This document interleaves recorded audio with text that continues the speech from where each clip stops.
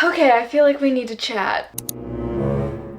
Hello my beautiful people and welcome back to my YouTube channel. If you guys are new here, my name is Gianna Lian and we are back with another part of a very interesting video that I'm kind of nervous to film and react to, but it's gonna be funny, it's gonna be fun. So we are going to be reading 1-star reviews of my favorite books yet again. We're bringing it back. This was a highly requested video from you guys and I did definitely miss filming this. So I have chosen some of my favorite books from last year and this year so far that I absolutely love with my whole entire heart, and I'm going to be putting my heart at stake right now and reading 1-star Goodreads reviews of said favorite books. Yeah, it's gonna be interesting. I feel like my heart is going to be broken. I feel like I'm not going to agree with any of these. It's gonna be interesting. It's gonna be a fun time. We're just gonna go through and read some random ones and you guys are gonna get to see my reactions. Without further ado, let's get into it. But before we do, make sure you like this video and subscribe to join the family. We have so much fun over here, and if you like all things books, this is the perfect channel for you. Okay, so I think I'm gonna do like 7 or 8 of my favorite books. I'm very nervous, you guys. Some people can be so harsh when reviewing books. Like, I know I can be very, very harsh when I review books because I want to be completely honest with you guys and I want to give you guys like the full experience of how I felt reading it. So I know other people can be like that too. It's just when roles are reversed on my favorite books, it's very hurtful for me. Anyways, I think we're gonna kick it off starting with A Love Letter to Whiskey by Kandi Steiner. It's already such like a hit or miss book in the book community. Some people absolutely love it and recommend it with their whole entire heart, aka me. And then other people that absolutely hate this book and have like a personal vendetta against it. Why? I don't know, but we're gonna figure out why they hated the book so much. So we're gonna start with this one. Oh my gosh. Okay, the first review says, "This left a bad taste in my mouth, worse than bottom shelf whiskey." Okay. I think this review is kind of funny solely because Kandi Steiner had so many metaphors referencing whiskey and like incorporating it into her beautiful writing. So I think this person's review, and that's it by the way, that's all we got, is so funny because she also did a play on whiskey. So I'm gonna say go you girl because this was a smart review, but you are hating on one of my favorite books. So can't agree with it obviously, but I just thought this was too funny not to share. Someone put snooze. Just snooze. Okay, but to be fair though, what have you been reading? Because this book was so freaking chaotic, so toxic, so all over the place that how could you possibly be bored? Like, are we thinking about the same book here? Wow, this is a long one. It says, "What in the actual f*** was the hype around this excuse of a novel? Only decent paragraphs were the spicy ones. Cannot believe I had to actually read this story twice to get through the entire book. Just when I thought it was almost over, we get Jamie's side of the same story using some of the same sentences and quotes. 600 pages written with the maturity level of a 16-year-old. I could have read my diary from 8th grade and been more intellectually challenged. Good riddance." Okay. See, this is where I disagree because you can obviously read the first edition, so why didn't she just read the first edition, you know? But I liked the edition that we did read because we did get Jamie's side of the story. And I feel like you need that in that toxic of a book. Like, you need both sides. There's always 2 sides to a story, you know? So them being upset that they did get that, I'm like, what? You literally get all your questions answered. And also, I didn't really enjoy the spice as much in this book. They're saying that was the only good parts. I just can't agree. A Love Letter to Cheaters. I feel like a lot of these reviews are just gonna be so funny.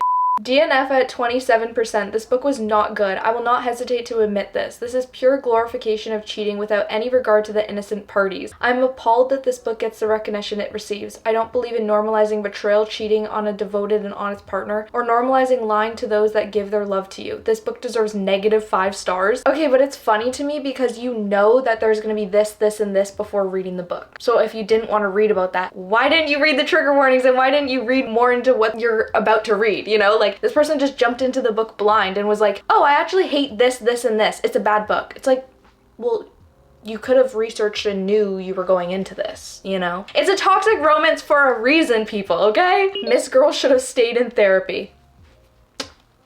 Okay. I love my girl Kandi Steiner, so. And then these are just so funny. What the f was that? Question mark, question mark, question mark, question mark. That was 3 days ago. They wrung the whiskey metaphors dry. My God, if I don't hate whiskey before, I do now.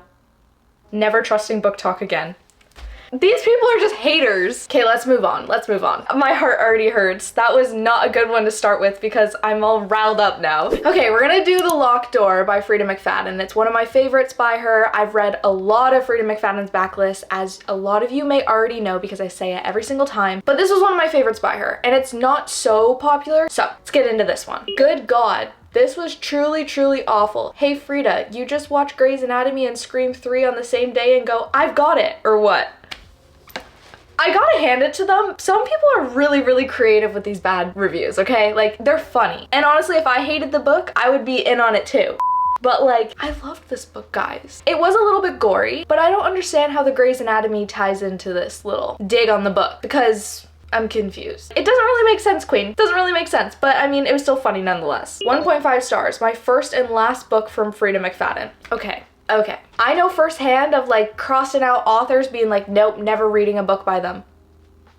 We all know who I'm talking about. But I did give that author 2 chances. You know, like I think you should always give an author 2 chances. If you hate both of their books after that, 100% never have to look at another book of theirs again. But like, come on, it's Frida McFadden. You gotta give her more than one shot. This one just maybe wasn't for you. Anybody who thought this plot twist was great has a pea-sized brain, no offense. Wow. That one felt a little bit personal, I can't lie. I ain't even gonna review this, girl. What the hell? Queen, I think you did. You did actually leave a review.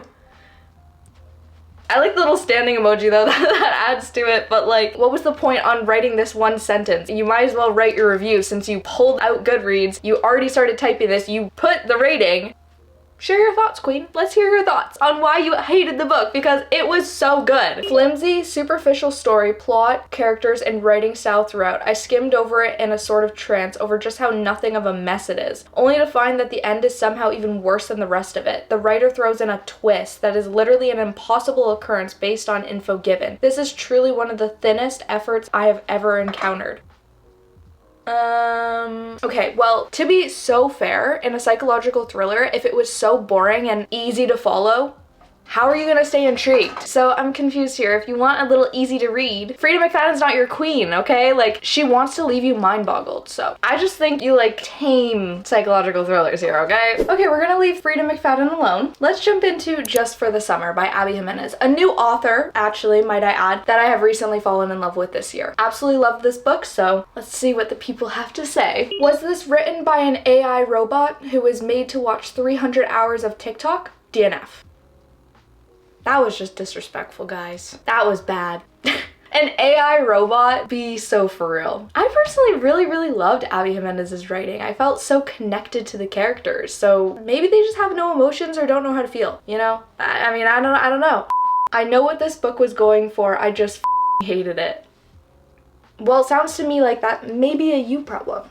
It may be. I mean, maybe you didn't like the trigger warnings, but did you read them? That's the question. It's because of books like this where I wish Goodreads had a rating lower than 1 star. Now, okay, I can agree with this one because some books, I do feel this way too, but not Just for the Summer. That book was too good. It could never, ever deserve a 0 stars. It just can't. It's impossible. But I do agree with them in the sense that some books that I have DNF'd, yes, girl. Yes. A lobotomy in a book form. I'll give them this one. This one was funny. Okay, this is a long one. In my opinion, this book is marketed so wrongly. The cover and blip make it sound like this is a fun rom-com, but it is indeed more of a trauma dump book about family and mental health issues, with the romance between the 2 protagonists serving as a backdrop. If that's how it was marketed to readers, that would be one thing. But instead, you expect a love story, and end up reading about really triggering family dynamics and human tragedies. Please stop lying to readers and promote these books in a responsible way as what they are, and don't make them seem like lighthearted rom-coms. Again, Queen, did you read the trigger warnings? I don't think that they did. Because personally, in my opinion, I go into a lot of books blind, or like I don't even read the back, but that's my doing. And if I don't do that, then that's my fault, you know? And I also didn't have this opinion on the book at all before going into it. Nor did I dislike it. I feel like it's just something that you know before you start reading a book. Just for the Summer is exactly what I imagine you'd get if you took all the worst parts of early 2010s Tumblr Wattpad and ranked them through a random TikTok buzzword generator. The book reads like it was written in hopes that it becomes a movie. This is not a compliment. Wow, that was like a lot of references. They really thought about this 1-star review. They really wanted to add all the backup little pieces to like make this work. And at the end of the day, it didn't really make sense. Oh, I don't even know what to say. Moving on. I can't even take this hate for my poor Abby Jimenez anymore. We're moving on to Wildfire by Hannah Grace. Now, Icebreaker is a very, very hit or miss book in the book community. We all know it. We all know it at this point. Wildfire is the second book in the Interconnected series. This one is also hit or miss for a lot of people because a lot of people hated Icebreaker and then still decided to pick up Wildfire to see if it got better, hated that one even more and ripped on it 10 times harder. So I'm very interested to see these 1-star reviews because I know they're gonna get nasty. So I actually read this a while ago but was too embarrassed to share. It's time I lived my truth. This was terrible. Oh, these reviews are so funny because genuinely I think they are funny to read and just like a little giggle moment. It just sucks that it's about my favorite books, but like, girl, why would you read a book that you're too embarrassed to share? And why are you embarrassed about reading a book in general? Can we just like take that stigma out of the book community? Like, why do we ever feel embarrassed about reading a certain genre, a certain author, certain book? Especially because of like covers and stuff like that. Since when did that become a thing of being embarrassed of reading? I'm confused. Please someone explain to me. Hannah Grace, I think it's time to put the pen down. Okay, I'll be honest, Icebreaker, the writing was mindless. It was very easy, it flowed good, but it wasn't really complex. Wildfire though, I feel like she did step up her game. Therefore, Hannah Grace picked back up the pen and let's keep writing because I want more. I want more after Daydream. So, sorry queen, don't agree with this. Just don't pick up another Hannah Grace book. Easy, problem solved. The puppies had more personality than them. Puppies? I don't remember puppies. I did read it last summer. Where was there puppies at a summer camp? Am I going delusional? The puppies had more personality than them. Okay. I fell asleep during a smut scene. That's all I'm saying. I mean, like, what smut have you been reading? I thought that this book was so spicy and just like so wild. I couldn't put the book down, so I'm curious to know what smut this person's reading because I'm concerned now. I've never heard of someone ever tell me that in my life. This was worse than Icebreaker. How are people liking this? Are y'all high on cheap drugs? Hello? There was literally no plot, and too many daddy issues that it was both the main character's entire personality. Curious how this was approved to be released. It needs a major rework. Okay, a few things. First of all, cheap drugs? Why did we have to throw that in here? Just curious. Second of all, there was literally no plot and too many daddy issues. The whole plot was the summer camp, and it was actually very cute, and it had a beginning, middle, and end, and a climax, and a resolution. Therefore, there was a plot. It was actually, you can pinpoint every single point in the plot, so this person just maybe missed it. I mean, I don't know how, but clearly they missed it. And too many daddy issues that it was both the main character's entire personality. Again, that makes them characters. They bond over it in the book. I'm not gonna go into it further, but this review just made me giggle because of how inaccurate it is. WTF was this? There was no plot. Hello? Again, the plot was there. It was there. It was giving the perfect summer vibes, okay, people? Can we not see the picture? Can we not see the beautiful Pinterest board that can literally be made up the whole entire book, beginning, middle, and end? Am I the only one seeing this? Next, we're moving on. Daisy Jones and the Six by Taylor Jenkins Reid. Now, this book was my favorite book of 2024, okay? Well, tied for my favorite book of 2024. Therefore, these reviews, they're gonna hurt. They're gonna hurt real bad in the deep pit of my soul. I feel like we need a second before going into this one because this one is gonna get rough. I'm gonna try to stay calm and I'm gonna try to be reasonable. Okay, we get it. People did a lot of drugs in the 70s. I didn't know it was possible to write a 300-page book with so little character development. See, I fear they didn't finish the book because there was so much character development. Almost every single character, I want to say, changed by the end. If it was in a good way or a bad way, they still changed. There was still a difference between the characters we first met and the characters we said goodbye to, okay? Just need to clear that up. And yeah, you have a lot of mentions of drugs going on, but that's also the rock and roll, that's the life that they were living. And Taylor Jenkins Reid did an amazing job representing that because that was the reality of that lifestyle. Like, how can you be mad at Taylor Jenkins Reid for being realistic in that time period and making the whole book seem more realistic to real life? I'm confused. DNF 50%. I really wanted to love this book, but the whole interview format really distracted me and I was bored to tears. I feel like the interview format was so unique and it really brought the book to life. Like, I feel like the book wouldn't have the same effect when you finished it if it didn't have the interview style. I feel like it would be taken in a complete different direction and it wouldn't have been explained to us in the way that it was if it didn't have that format. I love the interview format as a whole, but I feel like this book needed it so then you could really just be there in the book. So I don't know how they found it boring. I mean, to each their own, I guess, but wow, this was horrible. Horrible with a capital H. Wow. We really had to add that emphasis there. I'm like 90% sure everyone who is in love with this book is straight up lying or in denial. I literally can't see any other logic that makes sense to justify this piece of trash. I'm sorry. Pause. That was rude. That was rude. Take it back. Because we don't talk about Taylor Jenkins Reid's books like that. We don't. No, no, no, no, no. Also, if I wanted to read a book about constant cheating and justification of cheating for nearly 400 pages, I would have quit reading to start a new hobby. Why don't you go do that, queen? Like tearing my hair one by one from my scalp, that would have been more satisfying, but whatever. Wow, this person's very angry, as you can tell. Yeah, there's gonna be cheating in the book. That was also mentioned before you start reading the book. Do we just not check trigger warnings anymore, people? If you didn't want mentions of cheating, don't read a book that has cheating trigger warnings in it. Some people, oh my, don't do drugs, kids. I mean, it's a good reminder, but do you want to share more of your review maybe? Why you gave a perfect book a 1 star? I read it so I could watch the show and see what's the hype all about. Now that I read it, I don't want to watch the show. Okay, well, first of all, the book is better than the TV show, but it is also the only TV show adaptation that I would recommend anyone to ever read. Everything else, terrible job. But this is the only flip into like a movie or a TV show that I actually really, really loved, and the directors did an amazing job representing how you feel in the book. So this person's completely wrong. If you have read the book but haven't read the show yet, I would recommend it. And you guys know me, I don't recommend adaptations. They're a no-go for me, but this is the only one exception. Okay, let's move on to another one of my favorite authors ever, Riley Sager. We're gonna be jumping into Final Girls by Riley Sager. I feel like this one's pretty popular by him. It's one of his bestsellers, obviously, and a lot of the people that read Riley Sager's books, this is one of their first ones that they end up picking up. So I feel like the 1-star reviews are gonna be juicy for this one. Again, I have read a lot of Riley Sager's books. He's my top psychological thriller, I would want to say. So let's see what the people have to say on Goodreads. Woo!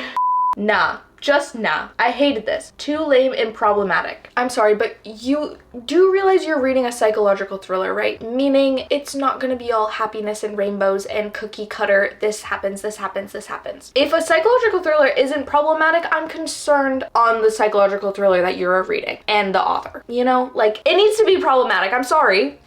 Keep it interesting. Glad this wasn't the first novel I read from this author because it would have been the last. Total disappointment. The person that ended up being the killer, that person's story was pathetic.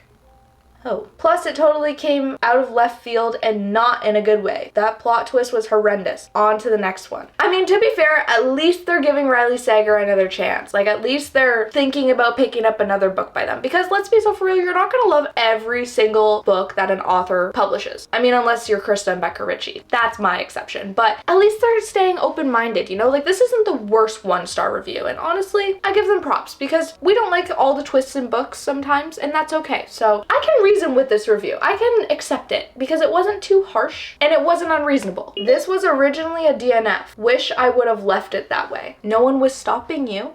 No one was stopping you. No, but on a real note, I could have never imagined DNFing a book like this solely because it's shorter, first of all. So you're not actually reading that many pages and it's so fast paced that it's over in a blink of an eye. Therefore, there was no moments, and I'm pretty sure I read this in a reading vlog, where I was like kinda, I'm bored, I'm bored, I'm gonna go do something else. I was in the book the whole time. And this one, I just want to read part of the review, not the full one. They wrote paragraphs. Paragraphs on paragraphs, trust me. We're not getting into all that. I just want to share this one part. Wow, this was bad. I hate Reddit just to finish it. The acknowledgement page mentions the author set a record for speed writing this novel, and it feels every rushed moment. So many plot holes. It feels like the author binged slasher movies but couldn't be bothered just with a 101 creative writing class. The premise was so promising, but the execution was just bad. bad. And then it goes into like actual details of the book. But I mean, we all have opinions, okay? We all have opinions, and I feel like this person mainly just has more so of a hate for Riley Sager's writing as a whole, not so much just the book. So maybe Riley Sager's books aren't for them, but like to rip on his writing like that, he is the best psychological thriller author out there, at least that I've discovered so far.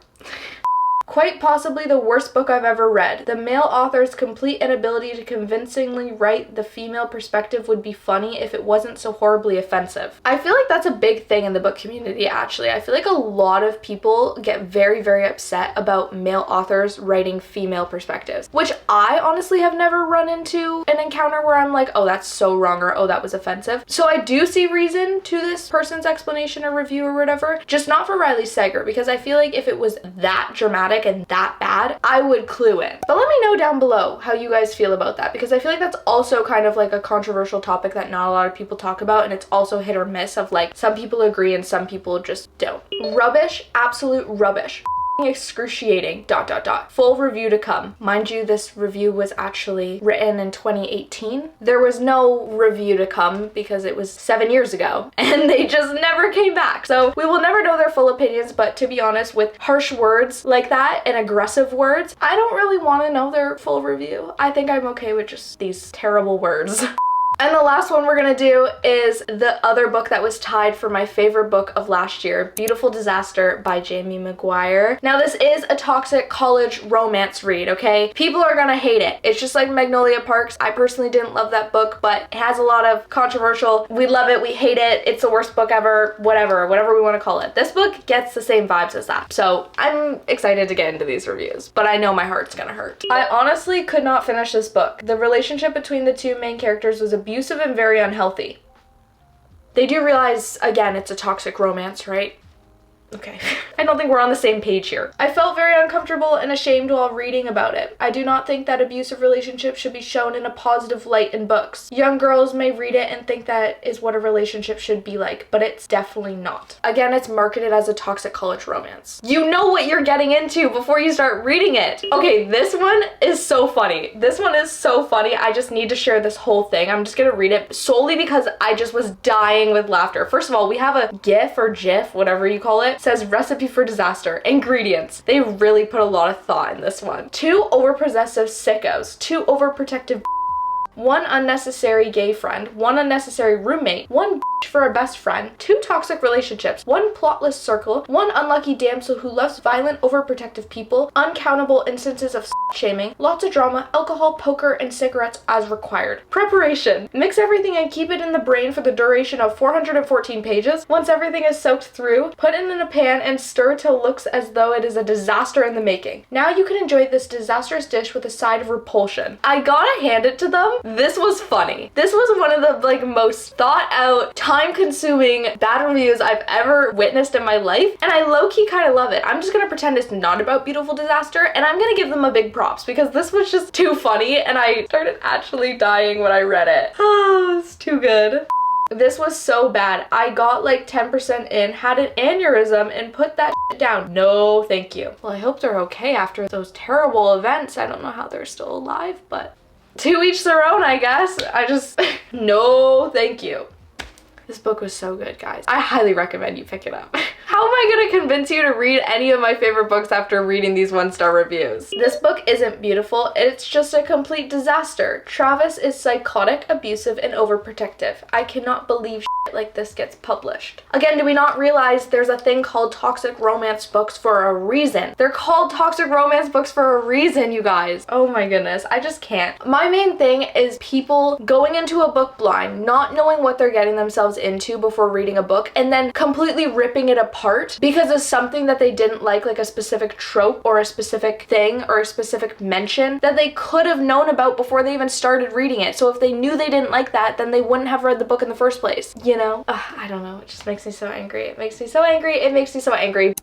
But those are all the reviews I'm gonna read. I am heating up. We got a little spicy in this video, but if I'm being real, these are my favorite books. So I just can't reason with these people. They're being so unreasonable. But anyways, that is me reading 1-star reviews of my favorite books. It was tragic. My soul definitely hurts, but we got through it. We got through it. So I hope you guys enjoyed today's video. If you guys did, please make sure you like, comment, subscribe, all that YouTube stuff you guys know what to do. Don't forget to check out all my social media handles down below. They're always linked down there, along with my vlog channel to get all the life updates, the travel content, the fitness content, all that vibes, because we have a good time over there too. And also let me know what your favorite 1-star review was that I read. Personally, my favorite one was the ingredient list one. That was just iconic. I give major props to that person. Anyways, I hope you guys are having an amazing, wonderful day, and I'll see you guys next time. Bye!